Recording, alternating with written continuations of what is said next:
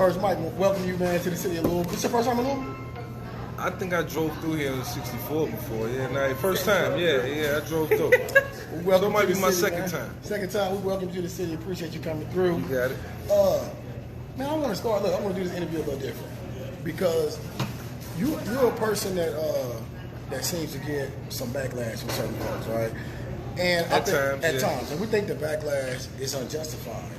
And the reason I say so is because I don't think a lot of people realize a lot of the things that you've done since coming home. Yeah. For example, you were part of an initiative that passed legislation for an act that prohibits spectators watching dog fights. Yeah, a lot of people don't know that. So since you've come home, you've done a numerous amount of work, things. Man, a ton of work. You know, the thing is, I think people just look for consistency, but you know, I have a life outside of that as well.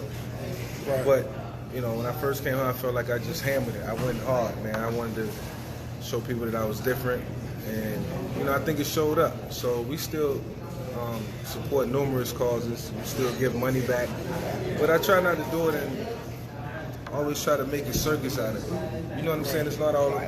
It's not about the attention. It's not all about the attention and always trying to make people see, like, look, this is what he did. And, I mean, I do it out of the goodness of my heart. If it's meant to be revealed, it'll get revealed.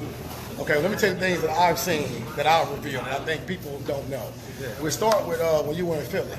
You donated $200,000 to a youth football team for the building facility. Yeah. That was one. That stadium's still up and running, and they taking good care of it, and the kids getting their enjoyment out of it. Two, you partnered with, make sure I say his name right, Wayne Pacelli? Wayne Pacelli. Wayne Pacelli. Humane Wayne Society, Pacelli is the president or CEO of the Humane Society. Yeah. I think you reached out to Wayne while you were still incarcerated. Right. Initially, I think he refused. And then Wayne, he came back around and decided to partner with you. And the two of you since then have not only passed the Spectators Act, but you also worked on lobbying in Pennsylvania. Right. For there was a law that was passed. Hot dog law. There it is, the hot dog law. Yeah, where you can't keep a dog in a hot car. So officers now have the right to rescue a dog if the car reaches a certain temperature. It's good stuff, man. So you've been doing all these things, advocating animals since your release. And I just don't think it's known to the general public the things that you do. And it's been consistent over the past 10 years. Yeah. So it's not just something you did like for a PR image or whatever. It's just something that you absolutely are concerned about. Yeah, it's things that I actually put my mind into and put time into. You know, along with other people who were way smarter than me, but knew that, you know, you could be a part of something that will live on for forever, and it will, you know, be a part of, you know, your legacy and what you set out to do coming back. I just thought that was a great opportunity.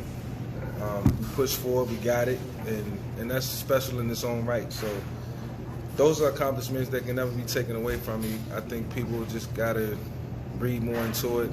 You know, there's literature everywhere. You got the internet. You know, you don't like me, Google me. You'll find out a lot about me. Yeah. But that's too much. I'm just one human being trying to make a difference, and I can't satisfy everybody. I know that.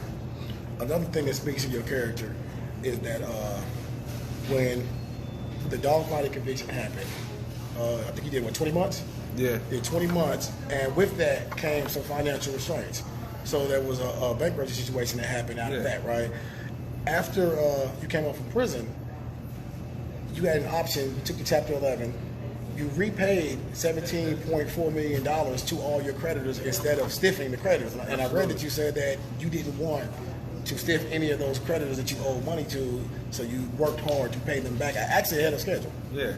I mean, listen, it worked out in their favor. Yeah. You know, God bless me. You know, first and foremost with tremendous talent and people around me who believed in me, like Andy Reid. They gave me a contract and they was able to get paid. And I was able to get mine. 50-50 split. We went our own separate ways.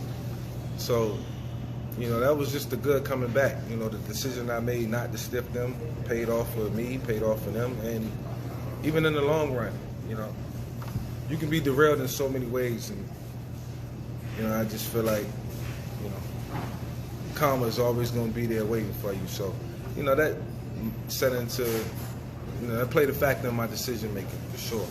All right, well, look, I think things worked out for the best, especially with this event today, because the way things worked out, you ended up hosting this event here in the heart of West Louisville. Yeah. And West Louisville is similar to somewhere like, was it Newport News where you grew up? Newport News, yeah. Newport News where you grew up. Same type of community. So you have a lot of people here that going through adversity and have to deal with second chances. So things worked out where you were able to work with some of these kids and these people in this community. Yeah. I don't know if you know how big it means to us in this community, but it's a big deal that you showed up here today. Yeah, man, it's God's work. You know, it's God's work. It's God placing me in a position where I can be in the community, or a place where people and the young kids will look at me, myself, and Chad Ocho Cinco and say, you know, he do care, or these kids say, look, if he can do it, I can do it. That's all you want. You know, you just want to be influential. Well, I tell you, it's more appreciated here than where it was supposed to be hosted at originally. Yeah, no, see, and that, you said it all right then and there. Like, I don't know where we was going to be at before, and I go anywhere. Me and my team, we don't care. Well, where they were going to have it at first is predominantly white part of town. And so for me, with this event, I didn't know anything about the event until this lady shared the flyer of the event. And she was trying to rally people because they were going to protest. Yeah. And so they were trying to get the event canceled. And so that's kind of what happened. And so I shared the post. Once I shared the post, people started hitting me up and they was like, oh, y'all need to move it to the West End. I had different people hitting me for these locations. They was like, nah, y'all can move it here. Yeah. Yeah, light skin don't want to make it happen. So she was a big part of the decision making, man. She made an awesome decision. I mean, we came to a place where, you know, the appreciation is there, and I think that means a lot too. It goes a long way. Okay, when we get back to sports, some of these young kids that you're working with today, what would be some advice that you give some of these young kids that are out here hopefully aspiring to make it to the league? And even though the ones that aren't, because everybody's not going to make it to the league, what type of life skills advice would you give to some of these young kids? Like I said out there, you know, I think first and foremost, be good students in school and then be a good listener. And I think that'll take you a long way outside of sports. In any profession, you got to, you know, have those traits. And, you know, it may sound like, you know, real subtle, but it'll go a long way. And I know they're really, really young, and I try not to go over their head, you know, and that's sometimes can be difficult, but you want to say some things that they can relate to. And I think just seeing myself and Chad, and now they probably go home and they'll Google highlights, and they'll Google, you know, all the things that we've been through, good and bad, and maybe they'll, you know, find that balance in between. You know, that's the responsibility of the parents and then themselves, you know, as they grow older. All right. So what do we have to look for from Mike Vick in the future?